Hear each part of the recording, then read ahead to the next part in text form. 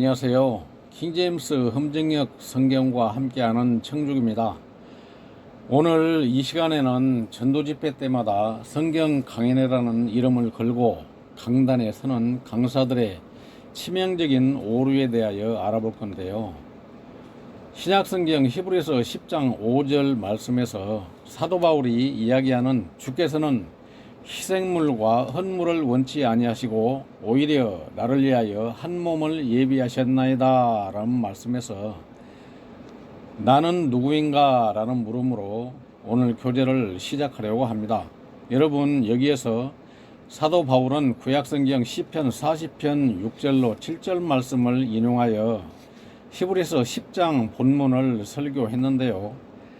나를 위하여는 바울이 자신을 두고 하는 이야기일까요? 아니면 그 어느 누구를 가리키는 걸까요? 만일 바울이 자신을 두고 이야기했다면 히브리서 10장 본문의 맥락상 바울 자신이 온 세상의 죄들을 위한 희생물로서 십자가에 달려 죽었어야 하는 것입니다.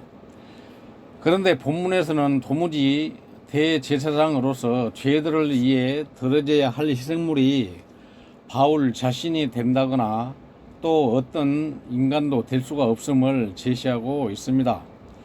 왜냐하면 그 나를 위하여 라고 말씀하시는 분은 구약시대 성막에서 행해졌던 황소와 염소의 피와 같은 희생물로는 그분께 나아오는 자들의 죄들을 제거하는 것이 불가능하기 때문에 그러한 희생물과 헌물은 하나님께서 원치 아니하시고 자신을 위하여 한 몸을 예비하셨다고 기록이 되어 있기 때문입니다. 여러분, 여기서요, 국어를 잘못 이해하고 읽으면 치명적인 오류에 빠지는 것입니다. 본문의 문장과 문맥을 올바르게 살피지 못하고 독해를 잘못한 결과가 지난 60여 년간 구원파를 비롯해서 많은 교회들의 영적으로 얼마나 끔찍한 사고를 냈었는지 아십니까? 그런 곳에서는 지금 이 시간에도 여전히 그러고 있고요. 매 전도 집회 때마다 성경 강연회라는 이름을 걸고 강단에 선 강사들이 한결같이 히브리서 10장 5절처럼 어떤 특정 구절 하나만을 뽑아내어 나를 위하여에서 나라는 단어에 자신의 이름을 넣어서 읽어보라며 반복해서 시키는데요. 이를테면 이런 겁니다. 개혁성경 히브리서 10장 5절에 있는 대로 하자면 하나님께서는 제사와 예물을 원치 아니하시고 오직 이 아무개를 위하여 한 몸을 예비하셨나이다 라고요.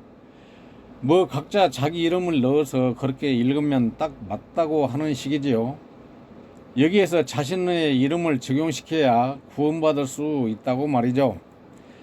그리고는 하는 말이 하나님께서는 지구상의 죄인 나 한 사람만 있어도 나를 구원하시기 위해 오셨을 거라고 가르칩니다.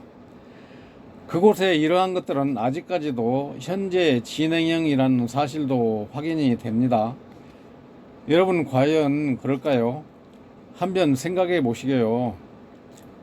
이렇게 되면 예수 그리스도께서 들어가셔야 할 자리에 죄인 각 사람이 들어가는 그야말로 주객이 전도되는 격입니다. 예수님과 죄인 각 사람을 바꿔치기 하게 되는 셈인 것이죠. 다시 말하면 주어와 구원의 주체를 바꾸어 말하게 되는 결과를 가져오는 것입니다. 그 어떤 죄인 각자가 자기 스스로 십자가에 못 박혀 죽고 부활하여 자기를 구원할 수 있습니까?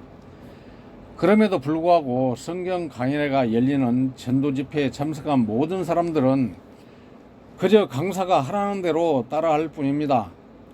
그러나 그렇게 시키는 강사들도 자신의 믿음이 잘못되었는지도 모른 채 거짓 교리임에도 정신이 팔리고 홀려서 자기도 모르게 그냥 내지르고 있는 것이죠. 이는 구원의 주체가 예수 그리스도가 아닌 죄인 각자에게 있는 것처럼 왜곡하는 것입니다. 여러분, 그런 식으로 성경을 아전인수격으로 해석하는 그곳의 가르침대로라면 성경 히브리서 10장이 그렇게 읽힐 수밖에 없지 않겠어요? 만일 그렇게 된다면 죄인 한 사람 한 사람이 하나님 앞에 드리는 희생물이 되어서 각각 십자가에 못 박혀 죽고 자기 스스로 부활하여 자신을 구원하는 꼴입니다. 그렇지 않습니까? 문장에서 주어가 바뀌면 그러한 치명적인 결과를 낳게 되는 것이죠. 여러분, 다시 본문 히브리서 10장 5절로 왔어요. 이제 아시다시피 이 말씀은 시편 40편 6절로 7절 말씀을 인용한 말씀으로 오직 나를 위하여 한 몸을 예비하셨나이다 인데요. 여기에서의 나는 곧 하나님의 아들 예수님 자신을 일컫고 있는 것이고요. 다음 단수로에서의 한 몸은 곧 구약 성경 이사야서 9장 6절에 예언된 그분을 하나님께서 여자에게서 나게 하시고 율법 아래에 있게 하신 명백한 진리인 것입니다. 하나님께서는 자신의 아들을 여자에게서 나게 하심으로써 예수 그리스도의 몸을 예비하신 것이죠. 여기에 복수의 죄인들의 이름이 들어가서는 결코 안 되는 것입니다. 그러니까 오직 나를 위하여 한 몸을 예비하셨나이다 라는 말씀을 국어로 표현하면 예수님 자신의 독백으로 하신 말씀이라는 뜻인 것이죠.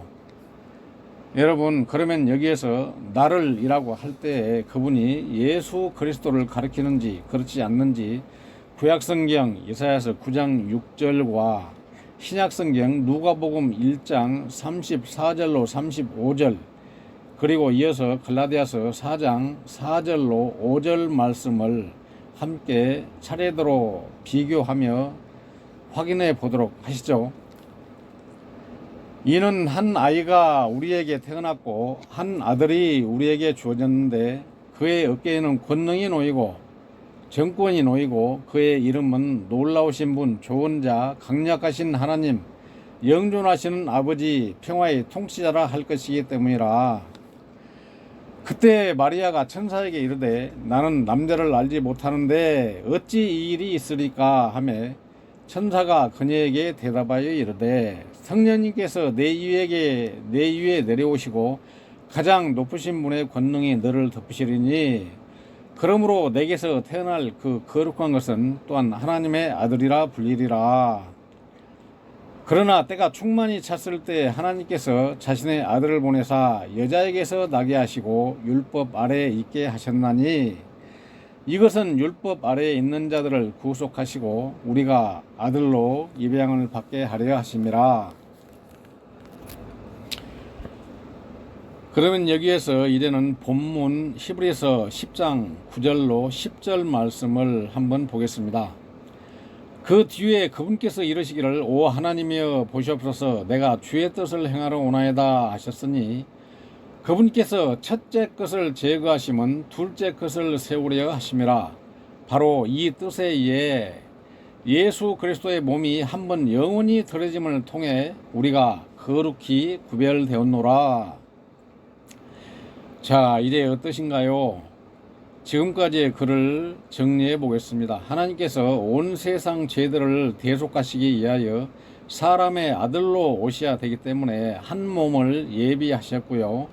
신약성경 디모데전서 1장 15절에 기록된 바와 같이 그 예수님의 몸이 죄인들을 구원하시기 위해 십자가의 희생물과 화해 헌물로 드려진 사실이 맞지 않습니까?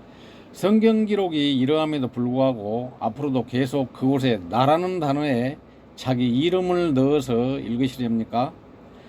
이것은 성령님을 통해 기록하게 하신 하나님의 말씀을 부패시키면 물론 하나님의 성품을 훼손하고요.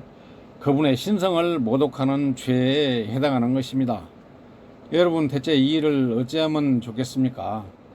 그곳에서 가르치고 배우는 구원 교리가 뼛속 깊이 골수까지 왜곡된 다른 복음이라는 사실을 성경 기록들이 명백하고 입증하고 있지 않습니까?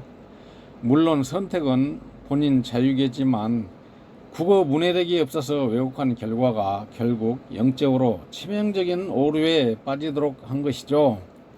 성경 기록이 무엇라 하느냐, 우리는 여기에 익숙하셔야 합니다. 그러면 마지막으로 히브리서 10장 전체의 주어가 누구를 가리키는지 다시 한번 상기시키는 의미에서 히브리서 9장 25절로 26절과 요한일서 2장 1절을 함께 읽어보면서 확인해 보도록 하겠습니다. 그분께서는 대제사장이 해마다 다른 것의 피를 가지고 거룩한 곳으로 들어가는 것 같이 자주 자신을 드리려고 하늘로 들어가지 아니하셨나니, 그래야 했다면 그분께서 세상의 창건 이래로 반드시 자주 고난당하셨어야 할 것이라. 그러나 그분께서는 자신을 희생물로 드려 죄를 제거하시려고 이제 세상 끝에 한 번 나타나셨느니라. 그분은 우리의 죄들로 인한 화의 헌물이시며 우리 죄들뿐만 아니요 또한 온 세상의 죄들로 인한 화의 헌물이시니라. 여러분, 오늘 여기에 함께 하신 분들께 친절한 도움이 되셨기를 바라고요. 하나님의 긍휼과 은혜가 함께 하시기를 바랍니다. 그럼 오늘 하루도 승리하시기 바랍니다. 감사합니다.